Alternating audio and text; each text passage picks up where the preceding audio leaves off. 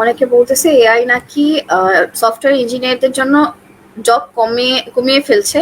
Really কতটা সত্যি এই কথাটা? হ্যাঁ, ধরেন আপনার হচ্ছে যখন আপনি একটা সফটওয়্যার ইঞ্জিনিয়ার হবেন, সফটওয়্যার ইঞ্জিনিয়ারদের সবচেয়ে বড় চ্যালেঞ্জ হচ্ছে রেগুলার আপনাকে আপডেট করতে হবে। আপডেট বলতে এআই এর কথা যদি আমরা বলি, ফর এন এক্সাম্পল, আপনারা হয়তোবা ইদানিং অনেকেই শুনেছেন চ্যাট জিপিটি, হ্যাঁ তাই না? চ্যাট জিপিটির কথা অনেকেই শুনেছেন। এখন আপনি এজ এ সফটওয়্যার ডেভেলপার, আগে হয়তোবা একটা জিনিস খুঁজতে বা ডকুমেন্টেশন করতে অনেক সময় লাগতো। এখন সেই এআই এর সাহায্য নিচ্ছেন আপনি। তো সময়ের সাথে সাথে কি হবে, এআই আসবে, আপনারও স্কিল আপনার ডেভেলপ করতে হবে। সেই এআই এর জন্য, সেই যুগের জন্য আপনার নিজেকে রেডি করতে হবে। এখন ধরেন ৬-৭ বছর আগে জবগুলো এমন ছিল, যেটা শিখছেন সেটা দিয়ে আস্তে আস্তে করে আগাচ্ছেন। আর এখন কিন্তু টেকনোলজি খুবই ফাস্ট মুভ হচ্ছে। তাই আপনাকেও ফাস্ট অনেক কিছু শিখে কোম্পানির জন্য রেডি হয়ে যাইতে হবে। সো এটা অনেক চ্যালেঞ্জিং। গত বছর যেই সফটওয়্যার গুলো ইউজ করছি, এখন ওইগুলোর চেয়ে অনেক ভালো ভালো সফটওয়্যার অনেক কিছু চলে আসছে। ওইগুলো সম্পর্কে আপনার জানতে হবে।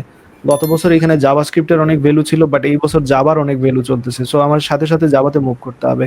নেক্সট ইয়ারে পাইথন আসতে পারে, বা পাইথন রিলেটেড অনেকগুলো এআই আসতে পারে। সুইচ করতে হবে ফাস্ট।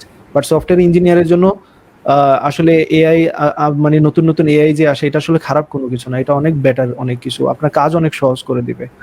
জব কমতেছে না, আসলে আমার তো মনে হচ্ছে জব বাড়তেছে আরো। আমার ফিনল্যান্ডের কথা যদি বলি, মাঝখানে ৬ মাস একটু গ্যাপ ছিল, বাট জব কিন্তু এখানে স্কিল ওয়ার্কারের প্রচুর জব পড়ে আছে।